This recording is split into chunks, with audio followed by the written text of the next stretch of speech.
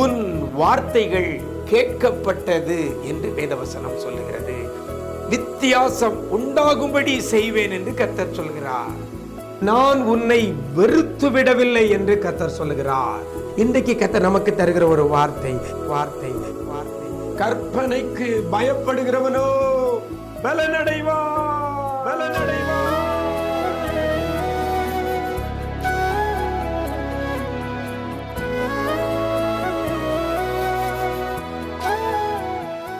கிறிஸ்துவில் பிரியமானவர்களே, ஆண்டவரும் இரட்சகரும் ஆகிய இயேசு கிறிஸ்துவின் ஈடு இணையற்ற நாமத்தில் உங்களுக்கு அன்பின் வாழ்த்துக்கள். நல்லா இருக்கிறீங்களா? எல்லாரும் ஆண்டவர் கிருபையில் சூப்பராக இருப்பீங்கன்னு கர்த்தருக்குள் நம்புகிறேன். ஒவ்வொரு நாளும் வேதத்தில் ஒரு வசனத்தை இந்த விசேஷித்த வார்த்தை நிகழ்ச்சி மூலமாக கேட்டு அந்த வார்த்தையை பிடித்து கொண்டு மாற்ற வேண்டியவைகளை மாற்றி அந்த வசனத்தின்படி கர்த்தர் செய்கிற நன்மைகளை பெற்று நிம்மதியாக இருப்பீங்கன்னு கர்த்தருக்குள் நம்புகிறேன். இன்றைக்கும் இந்த நாளில் இன்றைய விசேஷித்த வார்த்தை நிகழ்ச்சி மூலமாக கர்த்தர் நமக்கு தருகிற ஒரு வார்த்தையை நான் உங்களோடு கூட பகிர்ந்து கொள்கிறேன். நீதிமொழிகளின் புஸ்தகம் 13ஆம் அதிகாரம் 13ஆம் வசனம் இவ்வாறாக சொல்லுகிறது. பலனடைவான் என்று சொல்லப்படுகிறது. பலனடைவான், பலனடைவான். எனக்கு அருமையான தேவஜனமே, இன்றைக்கு பலன் அடைய வேண்டும் என்று சொல்லி எல்லாரும் விரும்புகிறோம். பலன், எனக்கு அருமையான தேவஜனமே, பலன் அடைய வேண்டும் என்று சொல்லி வாஞ்சிக்கிற பிள்ளைகளுக்கு கர்த்தர் சொல்லுகிற காரியம் பலன் அடைவான். எந்த காரியத்தில் நீங்க பலன் அடையணுமோ அதை கர்த்தர் இந்த வேத வசனத்தின் மூலமாக அழகா சொல்லுகிறார். பலன் அடைவான். எனக்கு அருமையான தேவஜனமே, எதுல பலனற்று காணப்பட்டிருக்கலாம், அல்லது உழைத்து உழைத்து அதற்குரிய பலனை பெறாம இருக்கலாம். கடினமாய் வேலை செய்து அதற்கேற்ற பலனை நீங்க பெறாம இருக்கலாம். அல்லது சத்துவத்தை இழந்து பலனற்று போய் இருக்கலாம். ரெண்டு காரியமும் சொல்லி இருக்கிறேன். பலன் இல்லாமல் இருக்கிறீங்களா? பலன் பெறாமல் இருக்கிறீங்களா?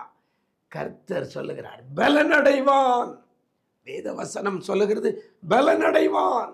இன்னைக்கு அநேக பிள்ளைகள் சொல்லுகிற காரியம், எவ்வளவோ பிரயாசப்பட்டாச்சு, எவ்வளவோ முயற்சி பண்ணியாச்சு, குடும்பமாய் பல பிரயாசப்பட்டாச்சு, அதுக்கு பலன் அடைய முடியல என்று சொல்லுகிற பிள்ளைகள் இன்னைக்கு ஏராளம். இன்னைக்கு இந்த வேதவசனம் உங்களுக்கு நேராக கடந்து வருகிறது. பலன் அடைவான். ஆண்டவரே, இந்த வசனம் சொல்லுகிறது பலன் அடைவான் என்று சொல்லப்படுகிறதே, நாம் பலன் அடையணும் அப்படின்னு சொல்லி நீங்க ஆசைப்படுறீங்களா? வேதவசனம் தெளிவாய் சொல்லுகிறது. யார் பலன் அடைவான்? அந்த வசனத்தில் ஆரம்பத்தில் சொல்லப்படுகிறது, கற்பனைக்கு பயப்படுகிறவனோ பலன் அடைவான். கற்பனைக்கு பயப்படாமல் நம்ம வாழ்வோமையானால் பலன் அடைய முடியாது. கர்த்தருடைய கற்பனைக்கு பயப்படணும். கற்பனை என்ன சொல்லுகிறது? 10 கற்பனைகள் வேதத்தில் நம்ம சொல்லப்பட்டிருக்கிறது. அந்த கற்பனைக்கு நம்ம பயப்பட்டு அதன்படி நடக்க நம்ம வாஞ்சித்திருக்கிறோமா? ஐயோ, கற்பனை இப்படி சொல்லுகிறதே, நான் இப்படி நடக்கிறேனே என்கிற பயம் உள்ளத்துக்குள்ள வருகிறதா? கற்பனையா? அது கிடக்குது. நம்ம இஷ்டப்படி நடப்போம்.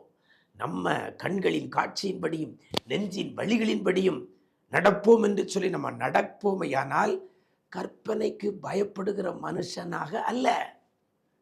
வேதவசனம் தெளிவாய் சொல்கிறது, கற்பனைக்கு பயப்படுகிறவனோ பலன் அடைவான்.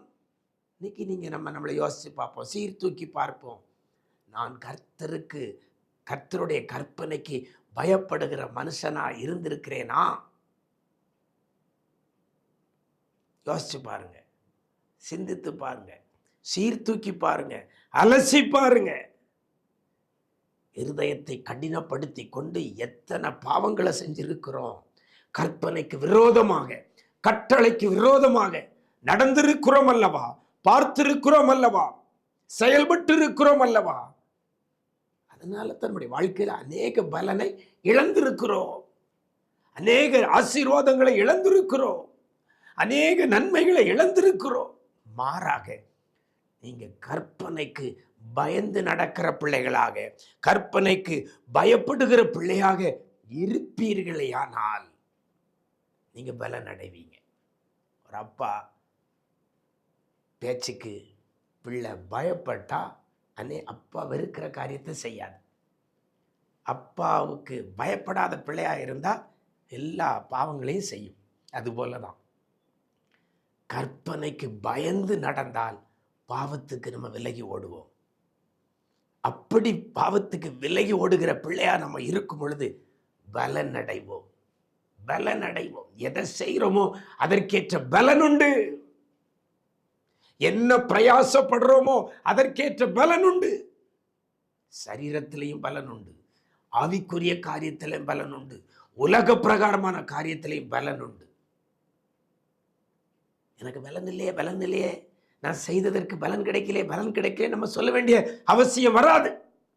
எனக்கு அருமையான தேவஜனமே, ஒரே காரியம், வேதத்தில் கொடுக்கப்பட்டிருக்கிற கற்பனைகளுக்கு பயந்து நடப்போம்.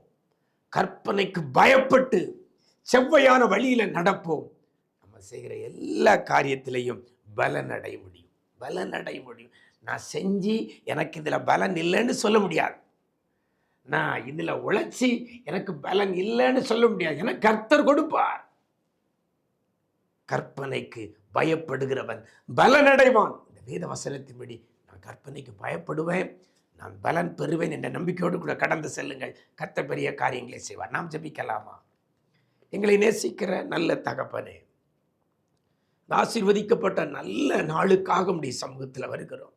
வாழ்க்கையிலே பலன் அடையாதபடி, பலனை பெறாதபடி முயற்சி பண்ணி உழைத்து பிரயாசப்பட்டு ஒன்றையும் பெறாமல் தோல்வியே பார்த்து கொண்டிருக்கிற பிள்ளைகளுக்கு ஒரு வார்த்தையை கொடுத்திருக்கிறீங்க. பலனடைவான் என்ற வார்த்தையை கொடுத்திருக்கிறீங்கப்பா.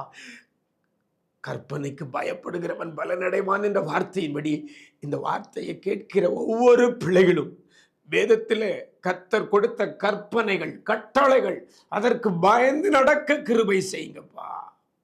பயந்து நடக்க கிருபை செய்யுங்க. பயந்து நடக்க கிருபை செய்யுங்கப்பா.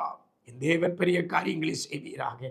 கற்பனைகளுக்கும் கட்டளைகளுக்கும் பயந்து நடக்கிற பிள்ளைகள் செய்கிற காரியத்தில், முயற்சியில், உழைப்பில் மிகுந்த பலனை என் ஆண்டவர் கட்டளை இடுகிறதற்காக நன்றி செலுத்துகிறோம். பிள்ளைகள் வாழ்ந்திருக்கட்டும், செழித்திருக்கட்டும், சுகித்திருக்கட்டும் ஐயா. அந்த நாள் முழுவதும் பிரசன்னத்தில் மூடிக்கொள்ளுங்க.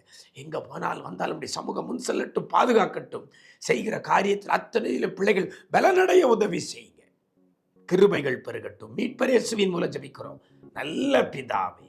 ஆமென், ஆமென். பிரியமானவர்களே, கற்பனைக்கு பயந்து நடங்க. நீங்க செய்கிற எல்லா காரியத்திலையும் பலன் அடைவீர்கள். God bless you.